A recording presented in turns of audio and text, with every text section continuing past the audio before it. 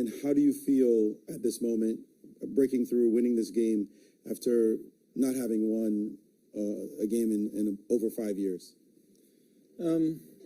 Yeah, I think I had the previous record as well, probably, against Anand, although that wasn't nearly as many hours. And Actually, it was Korchnoi Karpov. it was Korchnoi Karpov still.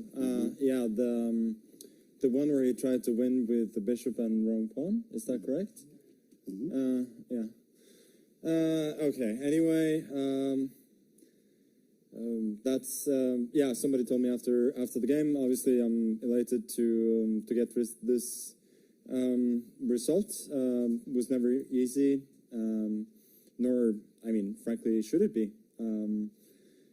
And there was a lot of the same emotions as the game that I won against Karyakin, where it was just a marathon there as well. So, but yeah, it's obviously huge. Were you surprised in the opening? It seemed like he played this move b5 and you froze for some time. Yeah, I did. I couldn't remember the lines properly there, so from there on, I had to kind of invent things over the word.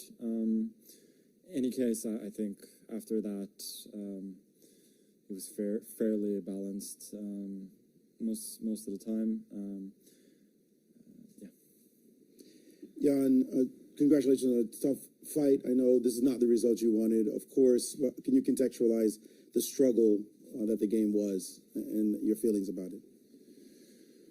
Yeah, well, basically, I felt like I should try to play for more than a draw after the opening, because I felt like, okay, these two bishops is nice, but I mean, somehow I thought like maybe e5 and d4 instead of knight d4 would be interesting, but it would be like very unclear. So, I mean, in general, it was pretty equal game, yeah, but during the first time trouble, I guess, you know, it started to go a little bit wrong for me.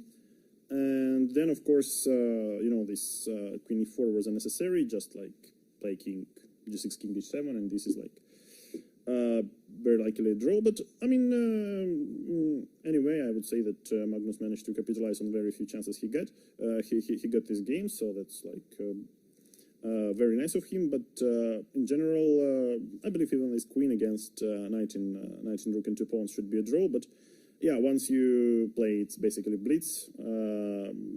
It's, you know, if you don't know the correct setup as black, and if you maybe misplace your queen a little bit, it becomes tricky already. Can you speak to the level of fatigue that you feel at the moment after such a long game? Well, obviously it wasn't the most pleasant game, but I mean, anyway, life goes on, so it's not a big deal. Magnus, you're famously fit, but this definitely tests your endurance.